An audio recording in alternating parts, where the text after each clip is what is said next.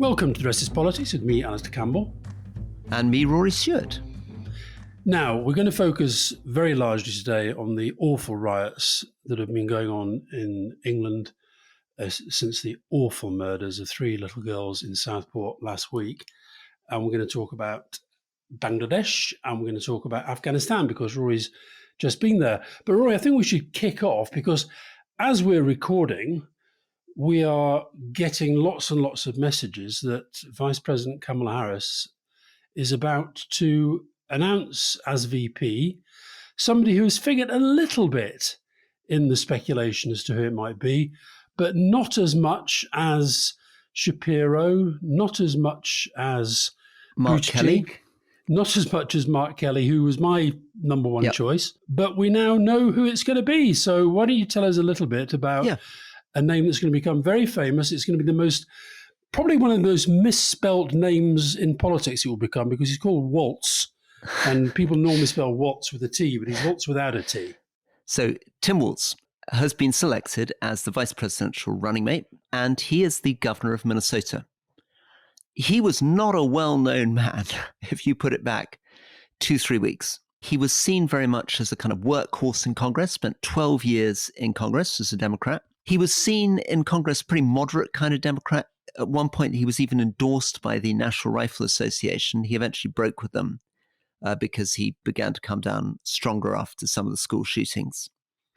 He was seen as collaborative with Republicans on Iraq and Afghanistan. He's somebody who is a kind of, in some ways, the story as a kind of absolute, I don't know quite how you describe this, but how would you describe someone who left school at 17, joined the National Guard, was paid to go to university by the GI Bill, became a social studies teacher at his local school, but largely because he was the coach of the local football team that he led to the state championships as the football coach for 20 years. You describe that as a pretty regular guy. That's a pretty regular guy. Pretty regular guy. And it's a very interesting choice because he's not somebody that has been part of the he's somebody that, to give you credit, Alistair, you popped out as a potential VP running mate when we were talking about this a couple of weeks ago. But he certainly hasn't traditionally ever had the profile of Gretchen Whitmer or Josh Shapiro or Mark Kelly or indeed Gavin Newsom. And just to remind people a little bit of those other candidates and why maybe they weren't selected. So Gavin Newsom comes very charismatic, big, good-looking California governor, almost certainly not selected because Kamala Harris herself also comes from California, so it wouldn't make sense. Gretchen Whitmer, probably they didn't want two women on the ticket, although she's a very effective governor in the key swing state of Michigan. That then left really Josh Shapiro and Mark Kelly as two of the major frontrunners. And the advantages of them is that they are both potential swing states, Pennsylvania even more than Arizona. And famous national figures, Mark Kelly, as you've pointed out, was an astronaut, Josh Shapiro, both from what are potential swing states, Arizona and Pennsylvania. Pennsylvania even more so than Arizona at the moment because the way electoral politics changed. But Mark Kelly, as you pointed out, an astronaut, so real all-American hero, even more than coach of the winning high school football team. Josh Shapiro, very interesting because he has been a very successful governor of Pennsylvania and could have delivered what's going to be the key swing state in this election. But she didn't go with them. Why didn't she go with them? Almost certainly because they had alienated the progressives. Mark Kelly was seen as being not friendly enough towards the unions. Josh Shapiro is Jewish and had been very critical of pro-Palestinian demonstrators. I think he compared them at one point to the Ku Klux Klan. So there is, so they were unpopular with the progressives. And Tim Walz, there's been controversy around him. He presided over Minnesota at the time when George Floyd was killed and was seen as slow to deploy the National Guard. That was in his state, the killing of George Floyd, leading up to the BLM process. But the progressives have welcomed him. And I suppose it's a safe choice. Final point before I get back to you. Minnesota is not a swing state. It's never voted for a Republican president since Nixon before I was born in over 50 years. So it's not really giving the electoral advantage. It feels a little bit like a safe choice that doesn't annoy anyone, but it's not obvious to me what the advantages are.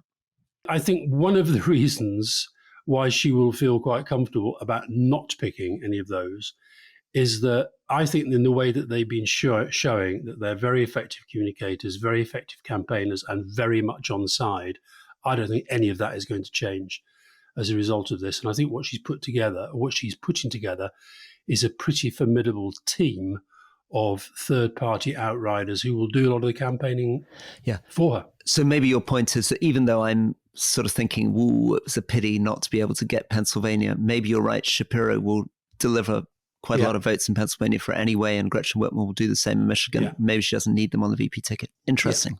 Yeah. I mean, look, I think people will be surprised. The American media will be pretty hacked off because I don't know of any of them that have been saying, I think it's going to be Walz. His name has been kind of there and thereabouts. I think it will be seen as a pretty safe option. I'm always a little bit... I've always thought that this whole thing about the importance of the VP is vastly overstated in the American campaign. I think that's one thing that Donald Trump said the other day that was right when he said that, people are voting for me, not J.D. Vance. Now, he was saying it because people were saying you're beginning to regret the choice, which I suspect he is. But with this, I think you've got a ticket. You've got to remember that the normal process for selecting the vice president and the pick, it's a massive sort of thing. They go through.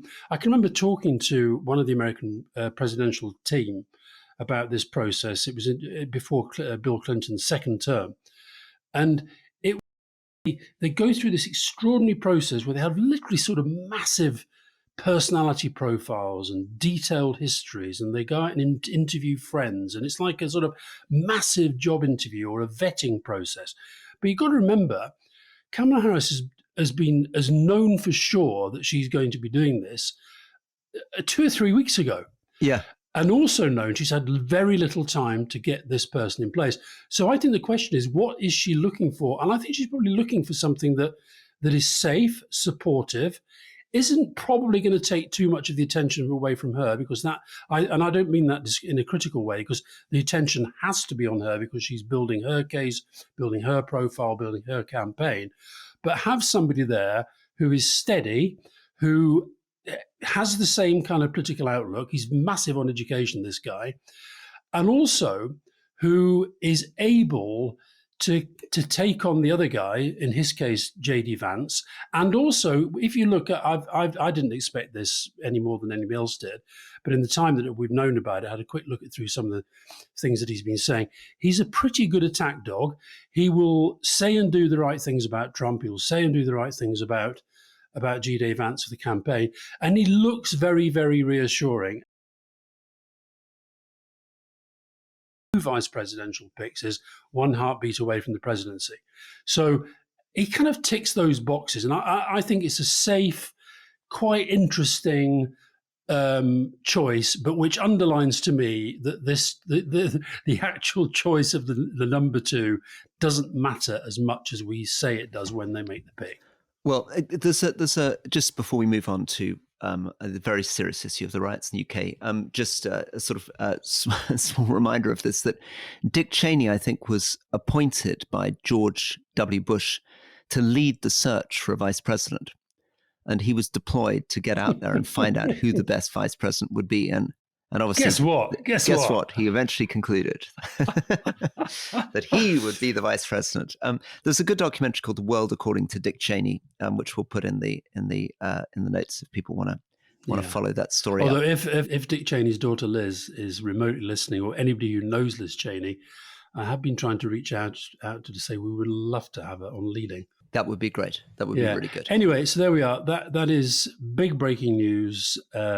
Tim Walz will be the running mate of Kamala Harris, and will go literally overnight from being little known outside Minnesota to being pretty much a household name around the world. That shows you the power of the American presidency and American politics still in this strange world. On which time to turn to the very serious issue of the riots across Britain happening over the last week. To set it in context, there was an attack in Southport on a group of young girls who were performing, I think, a Taylor Swift dance, and a man entered, a 17-year-old entered with a knife and managed to kill 3 of the girls, injure many others, injure some of the adults trying to protect them. And the police initially did not release details of who this individual was, which then provided an opportunity for people to start posting on social media that he was a recently arrived immigrant off a boat, in particular a Muslim. A fake name was generated for him, and this then led to a series of protests, initially in Southport, where there was an attack on a mosque, and a lot of the anger as these crowds gathered was directed against Muslims and against asylum seekers because they were seen as responsible for killing these young girls. It was then later revealed that, in fact, the attacker was not a Muslim. He was a Rwandan Christian born in Cardiff, so he hadn't recently got off a boat, wasn't an asylum seeker.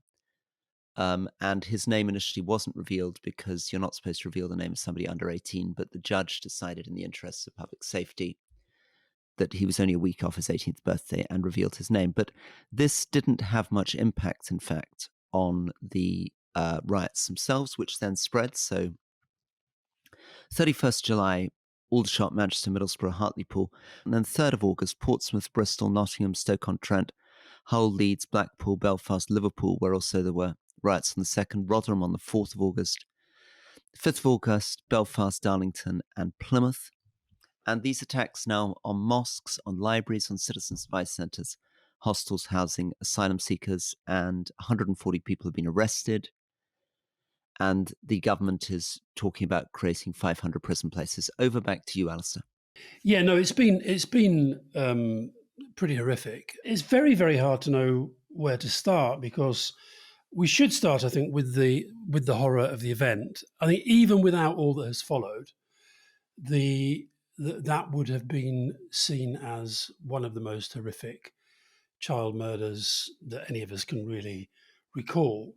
But the speed with which it was then weaponized and turned into this cause where I saw one clip where sort of stop the boats and save the kids were kind of merging into one noise as these people were sort of marauding around the streets. I think it's, first of all, I'd quite like to tell people how a riot is defined.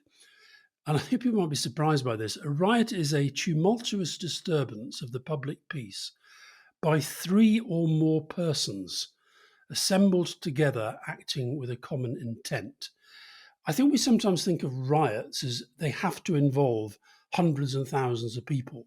That's when we start to talk about riots. But actually, so what you've seen, you've described some of the places where the really big events have been happening, but there have also been isolated incidents of very small numbers of people attacking very small numbers of people.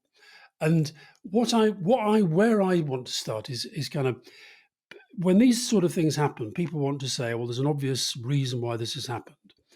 So those who riot and those awful right-wing commentators and some politicians who try to justify it by sort of saying, well, of course I condemn the violence, but, they have legitimate grievances about this. They want to say the legitimate grievances are to do with housing, poverty, whatever it might be. That's not the reason for this, even if there might be somebody there who feels strongly about those sorts of issues. People then also want to say it's social media.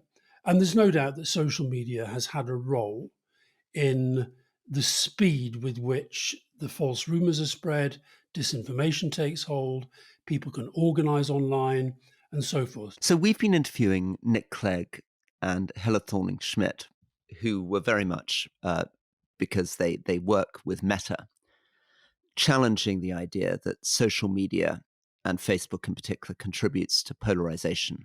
But it is really striking. I mean, I've been looking at some of these posts on Facebook, for example, just to call out Facebook, which runs Ali al-Shakati, an illegal immigrant who arrived by boat last year, has been arrested for stabbing loads of kids on Merseyside. At least 2 of the children died. You can relax, though. The mainstream media and the government have decided it's not terror related. And then when you look at the comments going down below, they don't want the public to know. I bet he's older than 17 as well. Keep his age down. They're not obligated to name him. And then let's see what all the do-gooders say about this mate. Absolutely nothing can explain why they think it's a good idea to open up our borders to let these animals in. So you can already see, just in a single person's Facebook post, the things that are beginning to generate this. A conspiracy theory, so the government's covering it up and hiding it, the fake Muslim name, and the immediate connection to these boats which are letting these animals in. And we've then seen this a lot, of course, on other media. So Telegram, a lot of this has been carried on. Twitter, of course, Elon Musk has now enjoyed coming in. He's allowed Tommy Robinson, so this far-right Stephen Yaxley Lennon, Stephen Yaxley Lennon, as you like to call him, to come back onto Twitter and to generate, he's got about 900,000 followers, but to generate many hundreds of millions of views over the last few weeks. Apparently at the moment from Cyprus, where he's currently on holiday. And Elon Musk has taken to challenging Keir Starmer. Keir Starmer made his official statement on this, and Elon Musk immediately responded and tried to challenge Keir Starmer, implying that Keir Starmer was concerned only about Muslim communities and not other communities in Britain, and has been tweeting out that he thinks that civil war is about to break out in Britain. Anyway, over to you on the social media bit for a bit before we move on to the other stuff. I mean, I think we should at some point talk about Musk. I mean, I am seriously sort of thinking that Twitter is now such a cesspit, it's possibly no longer worth being on there. The trouble with that, of course, is you then just literally leave it to all these people to, use it and abuse it in the way that they do. But Musk is a disgrace, I think. I think that has to be said. And, we should also come on to, well, let's park that for now. So social media is a factor, no doubt about that. But I don't think we should let the mainstream media away with decades, literally decades, of the sort of coverage about the themes of migrants and migration that has helped prepare the ground for this. You're talking, when you look at newspapers like the Express and the Mail, and regularly you see on social media people posting the thousands, hundreds and thousands of front pages that are basically, they have the same message. You, dear reader, all the problems in your life are being caused by these other people. That is what othering is about. And, it won't take me long to get onto Brexit, as you know, Rory, but I think that a lot of this was fueled by the nature of the debate during Brexit, because that was about othering as well. All of your problems, dear voter, are caused by the fact that we're having to engage with these others who are over there in Brussels, taking your money, et cetera, et cetera, et cetera. So, and then along comes Johnson and legitimizes the guy with, who thought it was funny to write about women looking like letterboxes, without for a moment thinking that might actually lead to women wearing burqas who are then attacked. Now, and so then as that gets sort of normalized, and then to bring in the government, and I don't want to make this a Labour Tory thing, because I think that's wrong, but I do think we've had a decade now where instead of a lot of these attitudes and a lot of these people being challenged, they've been pandered to by politics. And the whole debate about anti-Semitism, Islamophobia, the reluctance with which politicians still seem to find it so hard to say Islamophobia, when you're literally seeing now people who are attacking. I saw a clip yesterday, Roy, I think it was in Sunderland, a taxi driver, and they've announced, by the way, on these channels that you're talking about, that taxi drivers, and in lots of our towns and cities that they claim to be so proud of, that, we've allowed the foreigners to take over our taxis and our food shops, right? So you have people being stopped, forced to wind down their windows as though these thugs are policemen, and said, are you white? Well, you can usually work that out by looking at somebody. And are you English? And a clip I saw yesterday with these kids literally jumping all over this car, trying to drag the driver out as he's trying to kind of, scream away in his car. Now, then take that up a scale, and you're talking about burning down hotels, which are full of asylum seekers. Yeah. So just to explain it there for people. So in that particular case, there was a large demonstration. Actually, sorry, large. I mean, these are usually 400-500 people, I think, in that case, outside a travel lodge, which was housing asylum seekers. And somewhere at the back of this is this controversy about the fact that taxpayers are funding accommodation in hotels for asylum seekers up and down the country. And this has been a big issue for the last few years. And in fact, MPs often writing into the immigration minister complaining about these hotels for asylum seekers. So people in local communities know where they are. Often, actually, these riots are not happening in big cities. They're happening in smaller cities or larger towns. Yeah. 500 people turn up. We'll get in a little bit into who those people are and the different composition of those crowds. Some of them start moving forward with large planks of wood. The police get between the asylum seekers and the asylum seeker hotel and the crowd. Some of the crowd break through. They get into these buildings and set things alight and give mattresses and planks alight at the opening to these hotels. And then the police have to evacuate the asylum seekers out the back. I mean, and we don't need to say this is unbelievably dangerous. I mean, they're literally trying to burn people alive inside a hotel. Thank goodness they're not succeeding. Yeah. That will include people working in that hotel who will be coming from the same houses and the same streets that these people live in. And while you're on the subject of hotels, we should perhaps also mention Nigel Farage, because when you were talking about your social media history of this, you mentioned one of the conspiracy theories about this guy. I think being an illegal immigrant who'd arrived on a boat. Yeah, they made up this name, Ali al-Shakati. That was separate. But the person who got the rumor going, there's a thing we should put in the newsletter, an analysis of the social media and how it developed from a guy called Mark Owen Jones. And what it showed was that there were certain points where there was a huge uptick. And that was when some of these sort of fake news sites, probably some of them from Russia, Tommy Robinson, who you mentioned, when he got involved, Robinson, who had been banned from X, but Elon Musk, the great freedom of speech guru, has got him back on and made them both actually more money through doing so. So sorry, the point I was making, so Nigel Farage, when he did his first comment, this is a guy who, by the way, has spent a long time trying to get elected to Parliament. When Parliament was called to discuss what happened in Southport, Nigel Farage decided it wasn't worthy of his time.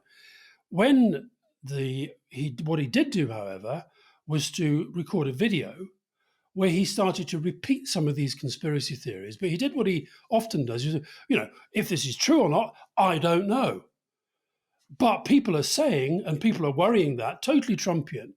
And somebody posted yesterday a film that Farage posted a while back where he was driving around in a beautiful, clean, I think it looked like a Range Rover, in the back, and with his smart suit and his lovely shirt and tie and his beautifully coiffed greying hair, and looking looking basically like a kind of businessman, politician, sort of very suave. And he was there doing a tour of some of these hotels. And he did one of these, I don't know. People say there might be ISIS in these hotels. I don't know. Let's go and try and find out. So he walks into the hotel like some kind of latter-day Alan Wicker and gets told, no, you can't film in here. Attack on freedom of speech and all this sort of stuff. So what's happening is that stuff that's been laid over time and I'm not saying they're all doing it deliberately, I'm not saying it's coordinated, but over time, attitudes change, attitudes are allowed. And we're now back in a place where young kids who have been born in Britain, are growing up in Britain, feel scared to go down the street without somebody, using the P word at them, which has come back. That's been legitimized by the sort of Islamophobic Johnsonian letterbox stuff. So these things have just been sort of over time legitimized. Now, first of all, because, is there a problem with radical Islam? Yes, there is. Is every Muslim in this country part of radical Islam? No, they are not. Is every person who cares about immigration, who feels strongly that immigration has to be better controlled, are they all racist? No, they are not. But what's happened is that extremists, and in this case, quite a lot of fascists, have been allowed to develop a platform and a profile where now, I mean, let's just take one example of your former colleagues, Rory, Suella Braverman. When you had the Gaza marches on, she wanted these hate marches banned. I haven't seen a word from her about this stuff that's going on.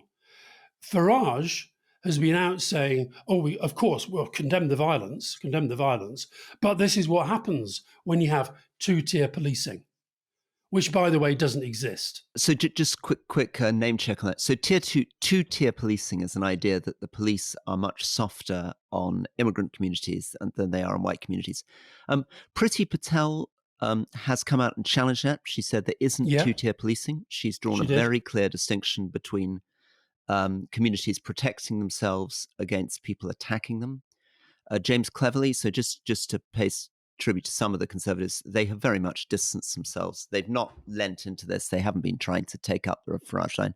James Cleverly has unequivocally condemned the violence. So I think that's good, and I think the Conservatives should be doing much more of that. I think it's a really good opportunity, actually, even politically, to make it clear that they differentiate themselves from reform. Let's just take from reform. Let's take it back a little bit. I was very struck in June when we were talking about the rise of reform, that there were articles being produced by right-wing sympathetic journalists, and I sent one to you, saying just 2-3 months ago that the phenomenon of the far right in Britain no longer existed, that this was a phenomenon of the 1970s.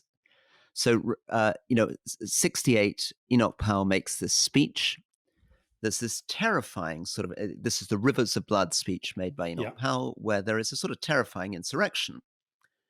And it really feels as though there's a very, very strong racist, big white opposition to immigration. And it leads to the Labour government in 68 and then Conservatives in 71 passing these very restrictive immigration acts, which are basically racist immigration acts, saying that you can only come in if your grandparents born in the UK, and led to almost zero net migration for decades afterwards. Then we had, of course, the phenomenon of football hooliganism, 1980s. We had the 2011 riots in London. Mark Duggan, Since then, there hasn't been very much. And the general assumption, if you were being lazy, is that these issues had largely gone away, and that the sight of this kind of thing is as this article suggests in June, felt like a throwback to the 1970s. And of course, what's been revealed in the last week is that there is still much more support for this than is expected. Now, one other thing I just wanted to say, it's very common in these things for sociologists and academics to study, and they will, I absolutely guarantee, be coming back in 6 months' time saying we've all misunderstood these riots. They will have done investigation and we will have got the demographics wrong and the sociology wrong and the motivations wrong. Because the fundamental question of who the people are in these crowds isn't being answered very sensitively or accurately. There seem to be, broadly speaking, 4 types of people. Far right activists, right, genuine far right fascists. Secondly, men, and it's largely men, looking for a fight. Yeah, who often on drugs and drink. Thirdly, some local people, including some elderly women who you can see in the shots who are concerned about immigration and cost of living. And fourthly, a group of spectators and teenagers on holiday challenging the police. And sometimes there's a kind of carnival atmosphere. Sometimes people are bringing along their children and encouraging their children to chuck bricks at the police. Give me a sense of your sense of these crowds and whether those 4 types of people represent who you think are there. Well, I think there's a 5th person that's important, in fact, probably more important than all of them. And they are the ones who are not there, but who are promoting, helping to organise and fueling. And you mentioned one of them who's, been by a swimming pool in Cyprus. I'm afraid I'd put somebody like Musk in there right now. I'm not saying they're doing it deliberately. He's probably never heard of Southport, doesn't care about Southport. But so what I think you're seeing you mentioned football hooliganism. And when you look at the list of riots through British history, a lot of them have been related to football hooliganism. I actually think that one of the factors here is that, as you said earlier, people who just want to have a fight, the fighting around football has, the police over time, it's taken them a long time, but over time they've done a pretty good job at controlling violence related to football. Football banning orders, pretty effective policing on match days, good intelligence work, working between. I'm always amazed when I go to watching Burnley away from home, how many sort of police are there from Burnley at away games who basically know everybody. And so they know when somebody who's not meant to be there is there, and they just tip off the other police and they say, look, that guy's on a banning order, get him out. So they've sort of got that worked out. I think, and the other thing, the media keeps saying angry protesters storm hotel, angry protesters attack mosque. I've got to say, quite a lot of the time, they look really happy because, as you say, they're kind of, it's almost like they're having a day out. And it's just giving them the chance to have violence. And they've got the cameras there. Often, if you look at the photographs, many of them are filming themselves. They're enjoying putting it on social media themselves. Listen, there is also a technical point about public order policing. There was quite a good short letter in the Times yesterday, which we'll share on the feed, from a police officer who was part of the response to the killing of PC Blakelock and the development of two particular things in police, which the British police learned back in the day, which is keeping a proper gap between the police and the crowd. And secondly, putting the decision-making down to lower levels of command, so allowing people on the ground to make more rapid decisions. So I think there's a bit of relearning some of the lessons of crowd control, just some technical bits of policing. Yeah, I think the other interesting thing I've seen in reading what some of the police are saying and talking to some of the police is that amid the debate that we were having earlier about social media and the inevitable calls to ban social media and so forth, which is probably impossible, but even if you tried to sort of use that to restrict it, one police guy was telling me that, look, the thing about social media, that is where at the moment we are getting most of our useful information from.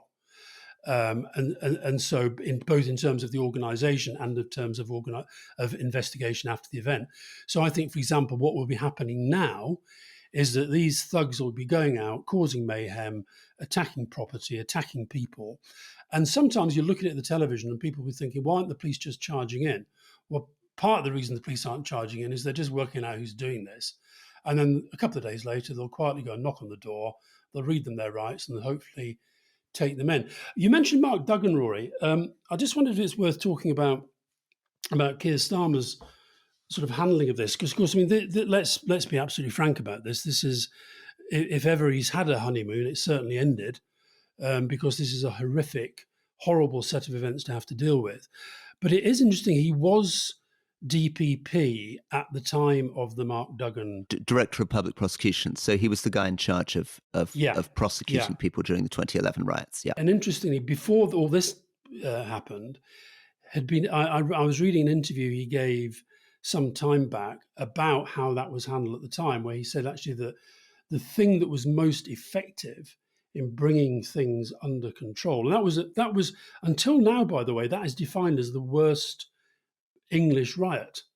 When you go right back through them, because it did lead to people dying. I think it led to 3,000 arrests, something like 2,000 people ended up in court and convicted.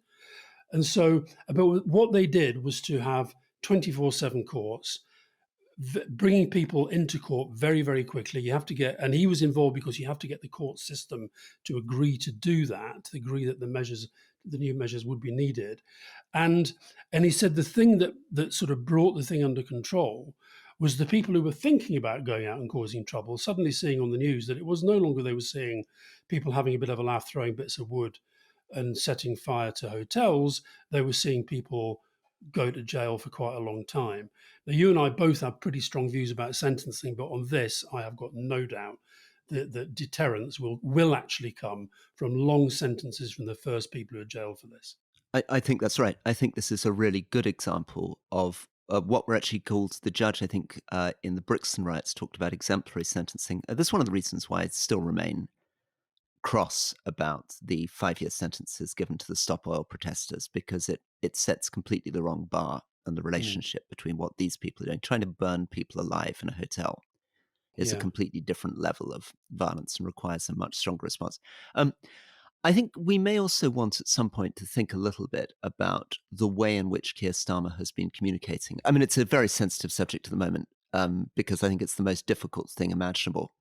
But I do think that Keir Starmer is probably learning things about political communication in crisis, which are going to be important to him. And I thought the video that he put out a couple of days ago now, which is the one that Elon Musk challenged, where he's looking away from the camera, doesn't quite work. He needs to find the moment to really look the camera in the eye, address people directly, feel like he's really taking control rather than sounding like he's doing a press briefing as a senior official. He needs to find his inner statesman. That's interesting, because the one I saw, he's done several now.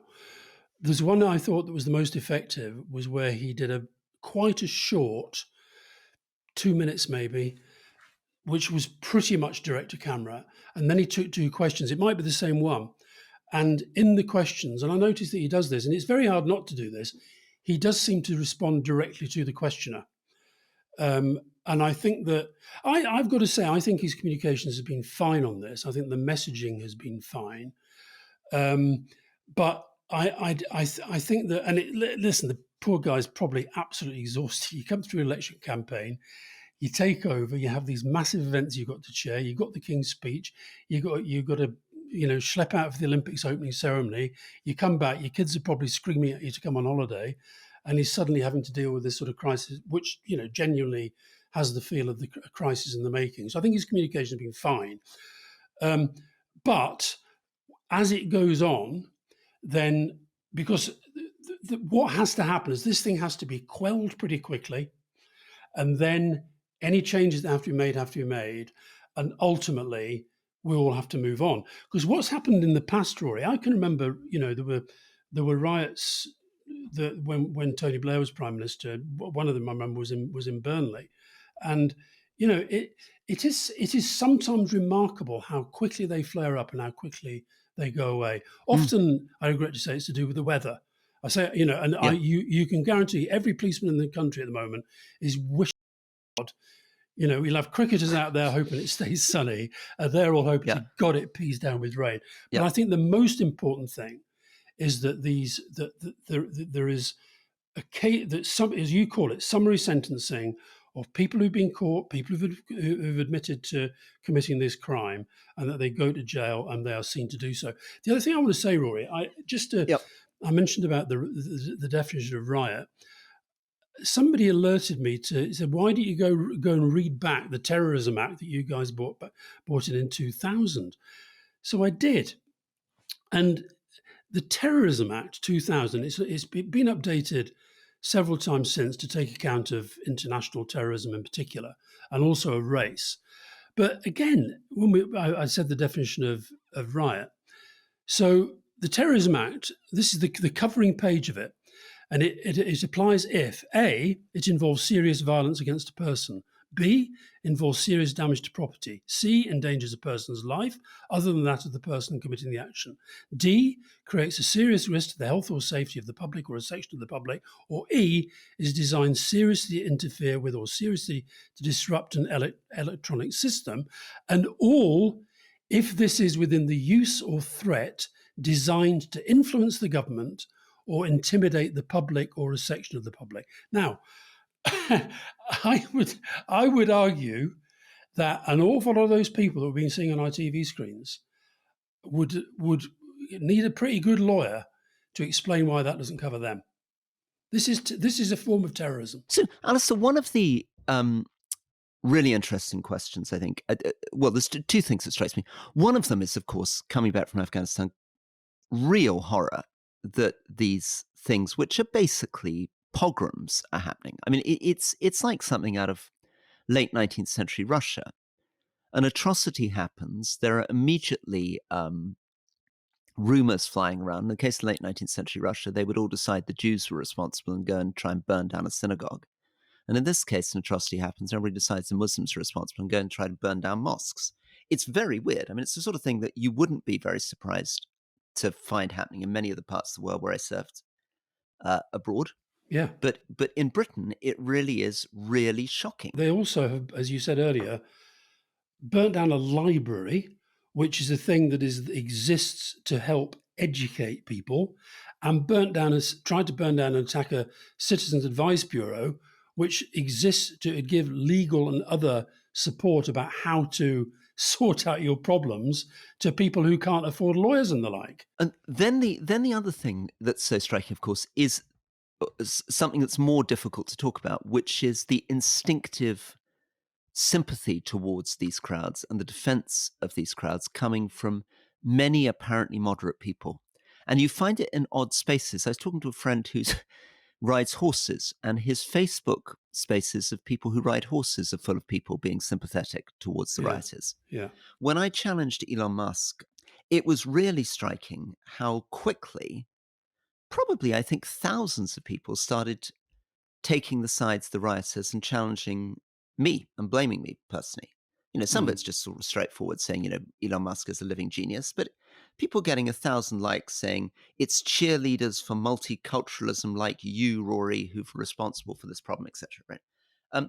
And beneath this is the very, very profound Islamophobia. I mean, we've talked about this, that people claim that it's anti-Islam and it's not racism. This was a deliberate move of Nick Griffin, the BNP leader, in 2008. He managed to say, I'm a moderate and I'm going to make the fascist movement in Britain be not against people's skin color, but against Islam. This became part of the sort of philosophy of fascism in the late 2000s. And my goodness, this is an example of this. I mean, it could not be more extreme. And you're seeing, very, very sadly, a real sense that a lot of people in Britain appear not to like Muslims. And this seems to be much less true in London, less true in Scotland, but a lot of the north of England, there seems to be kind of really profound problems being exposed, which then leads me to my final point, which is to pay a bit of tribute to Morgan McSweeney and the work that he did in Barking. And there's been a great article by Tom McTabe about this. Can you tell us a little bit, though, about Morgan McSweeney before I talk about what he did trying to deal with the BNP in Barking? Well, he's been sort of Keir Starmer's right-hand man strategy-wise since before Keir Starmer kind of became Keir Starmer as we know him today, in helping him to become the leader of the Labour Party, have the strategy that he pursued in relation to taking a very hard line against Corbynism, for want of a better phrase, responsible for the strategy that led to what turned out to be a very, very successful election campaign. And as you say, Irish, but made his name politically or cut his teeth politically in the UK in fighting the hard right in the East End of London. He came into a situation where the BNP was dominant there, and like in Blackburn and Bolton. And he decided to try to tackle the daily problems that people were facing and demonstrate that the state, the government, could really help them. And one of his most dramatic things he did as a local councillor was to get the local councils to begin tidying up the gardens and billing the tidying up to landlords, and focusing on small policies, showing the state could work, addressing things like loss of car parks, dealing with the largest housing estate in Europe. And by the end of his time, the BNP, right, the far right, had lost every single seat in the council. So Morgan McSweeney's efforts to really deal with practical problems in these communities led to Labour taking over the whole council. So it's a really good example of practical work addressing local needs and really turning around the politics. But Rory, the reason why the figures on the hard right are often very reluctant to get actual political power is because I can't think of a single instance where they've got actual political power and it has led to the improvement of people's lives. That's why they try, by most of them, they exist outside of the mainstream politics. It's been interesting to watch Farage since he actually finally became an MP. He clearly can't stand being in Parliament. He's not the main attraction. He's not a big cheese in there. So he still has to make all the noise outside. And then if you go one extreme further to the Tommy Robinsons, although I have to say Chris Patton's line that Nigel Farage is Tommy Robinson in a cravat, I thought that was pretty effective piece of communication by an old stager. But then you've got sort of even further outside, they're all terrible, they're all the same, they're all not fighting for you. You've got to let people like me fight for you. And I think there's one other thing, Roy.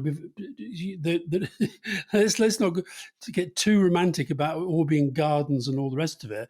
There is something else going on about. We talked earlier about who these people are, what they believe, and if you go and look at what's happening in America, the thing that's driving a lot of people there. And I think there are very strong elements of this within what's happening in Britain now as well, is this whole thing about the great replacement theory. The reason why some of these people are willing to go up against a policeman and hit that policeman in the face, knowing that they're on camera, knowing that they're probably going to get their collar felt very, very soon thereafter and get banged up for a while, is because they think they're part of this massive fight because they are being replaced by non-white people. And once you've fed a kind of an ideology as poisonous as that, that is what leads to the kind of sense of hate. So they don't look at a Muslim or a black person and say, oh, let's try and integrate. They think these people are being sent here, or they're arriving in boats, whatever it might be, to replace us. It's why in America, Rory, I mean, why do you think they feel so strongly? It could be that they're about to have a president who's not only a woman, but a black woman. And if you're one of these men who feels that you're being, quotes, replaced, and the reason why I think this has come up now, back to this is the rest is politics, back to the politics of this, I think that for the last few years, the reason why it's been maybe harder, or these people haven't felt the need to operate as they've been operating in recent days, is because they kind of have felt the government has been their government. They have had a government that's been banging on the whole time about immigrants. They have had a government that's been saying, let's spend £700 million on this ridiculous scheme to Rwanda. They have been able to say, well, at least they agree with me that, immigrants are a bad thing. And do you know the thing I found the most there's been a lot that's been offensive and upsetting this week, but it was in Sunderland where Filipino nurses were having bricks thrown at them as they arrived for work at an NHS hospital, where later in the day, no doubt, they would be looking after people who had been perhaps hit by a police truncheon or whatever it might be. So I just think that sometimes you've got to call stuff out for what it is. I'm glad that you call this out for what it is. It is like Islamophobia. I definitely think there's no comfortable answer to this. That Britain is becoming a much, much more diverse society. So at the moment, 14% of the UK's population were born outside the UK. But in 2022, 30% of all live births in England and Wales were to mothers born outside the UK. And in London, it's 66.5%. So there is absolutely no doubt that this is a very, very rapidly changing population. As we've said, 1.5 million people have come in the last 2 years. So the question of how governments, doesn't matter if it's a Labour government or Conservative government, deal with the issue of immigration, communities, integration, absolutely, is going to be absolutely central. Totally. And I don't think it can just get into a culture war. I think part of Keir Starmer's response, yes, has to be challenging fascism. Yes, has to be the Morgan McSweeney stuff, demonstrating the state can really work for communities. And yes, it involves a very clear immigration policy, which was certainly the way in which this issue was dealt with in the 70s. Totally. And that's why, so for example, one of the reasons why these hotels have become such a target, I would argue, is that because while there was all this focus on Rwanda, there was insufficient processing done of people who were trying to get into our country. And therefore, people were just arriving and then they get put into hotels and that they sit there in a community that starts to feel resentful, feel angry. So I'm not saying there doesn't have to be proper processing around immigration controls. I'm not saying that there aren't massive social and economic challenges facing the country. But at this stage of this immigration debate, I think we've got to call this stuff out for what it is, which is absolute, outright criminal thuggery. And I, for one, hope that quite a lot of these people end up in jail. I hope that a lot of these media people stop being platformed in the way that they are. I hope a few politicians learn a few lessons from what's gone on. I do wish the government well in trying to deal with this, because as problems go, shortly after you've got into power, this is big. Lord, it's been such a horrible week. Let's just end on something positive. In virtually every place where these thugs have been out on the streets, the next day there have been greater numbers out clearing up the streets, and they are the best of Britain. Yeah. Well, let's take a break now. Welcome back to The Rest is Politics with me, Rory Stewart. And me, Alistair Campbell.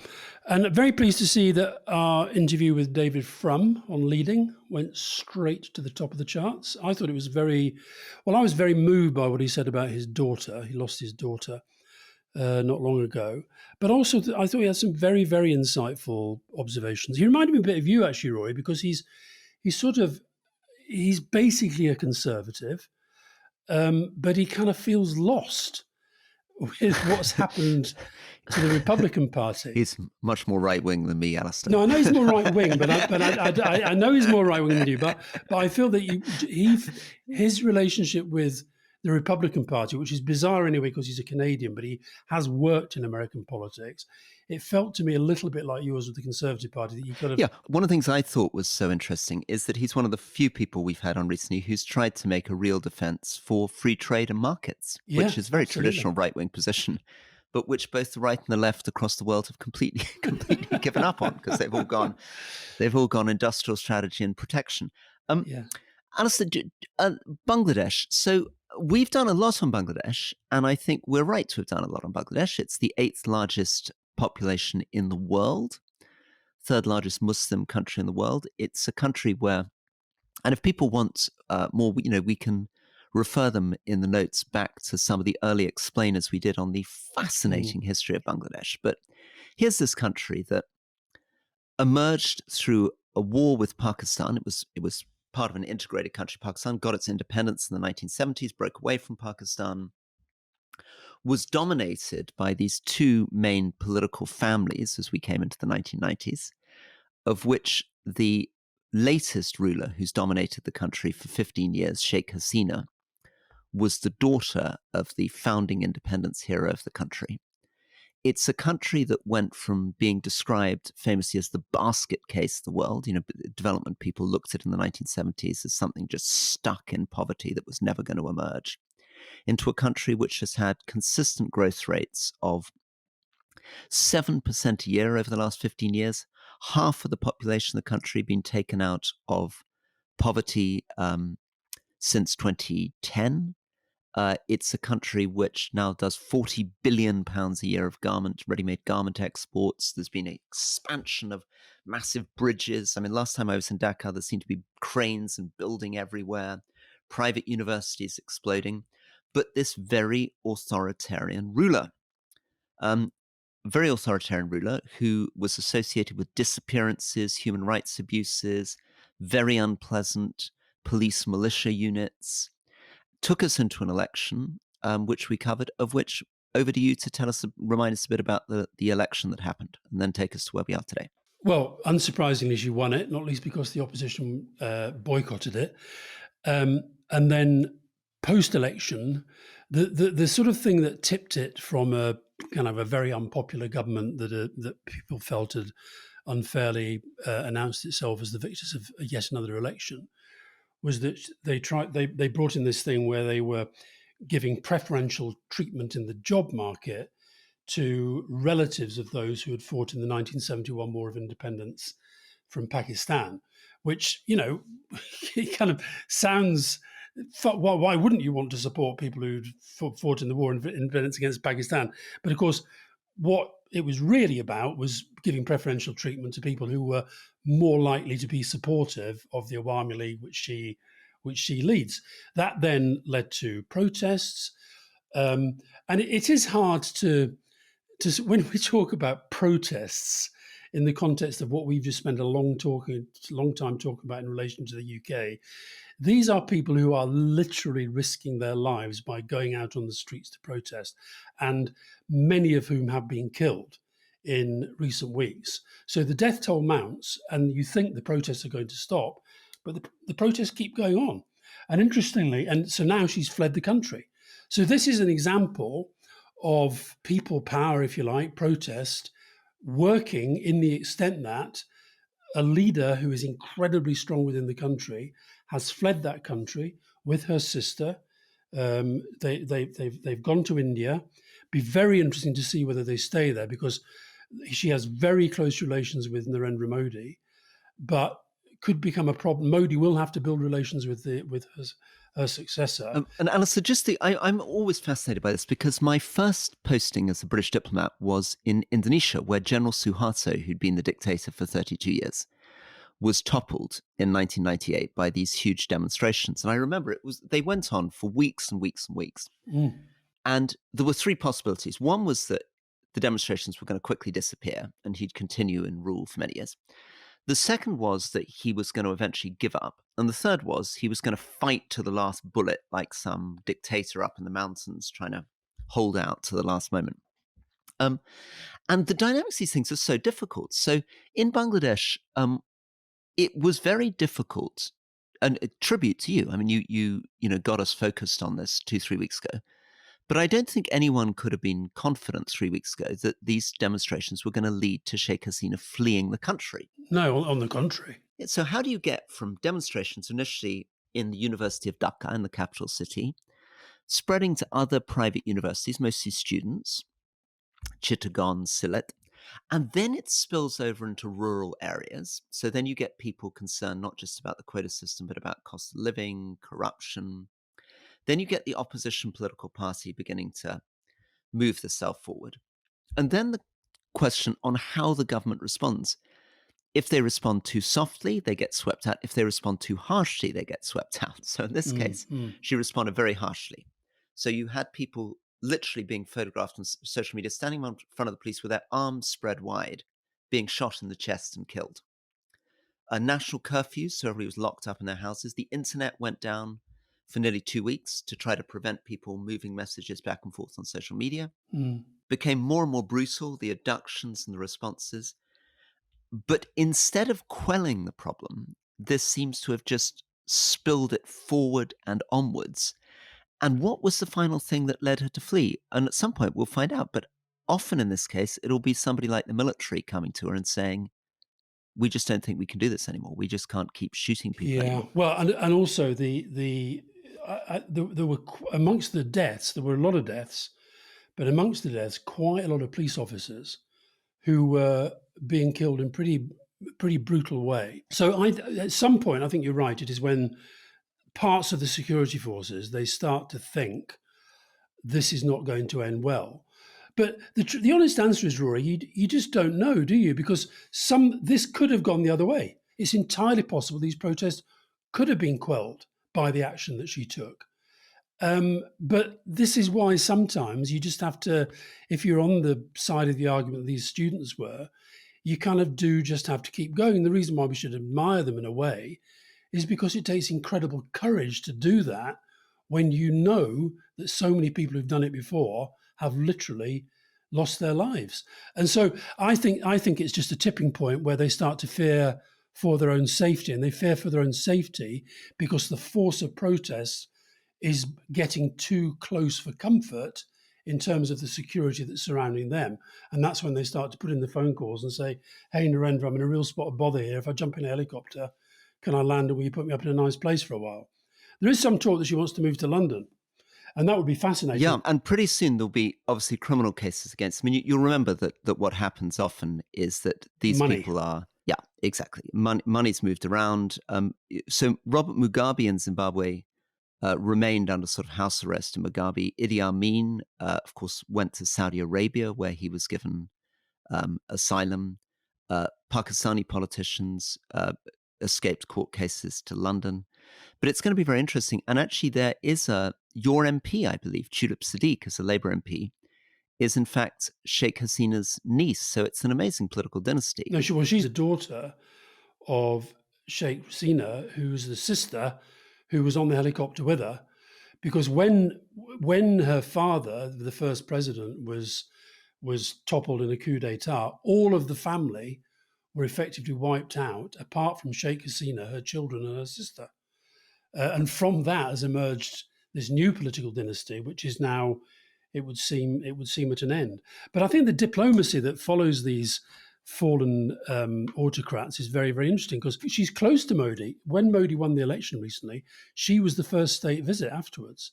She visited him 10 times, and they visited 10 times in the last 12 months. But then, and if she comes to London, or if she does come to London, that'll be, because there's this guy, Tariq Rahman, who is the kind of main opposition leader. He's already in London. He's been kind of being the opposition leader from London. So it's going to be fascinating. It is amazing, and you can also see how quickly people's reputation changes. I mean, she was known as somebody who was meant to be a sort of very canny political operator who was very effective at managing the party, led great discipline, provided stability and economic growth. But as soon as things went wrong, the other narrative emerges that she's 76 years old, that she's out of touch, that she wasn't sympathizing with the deaths of the demonstrators, that she was sounding blasé, that she was stuck in a palace too far away from the people. So your reputation flips very quickly. Brilliant, Alistair. Well, lovely to talk to you, and let's catch up for question time. Speak soon, bye.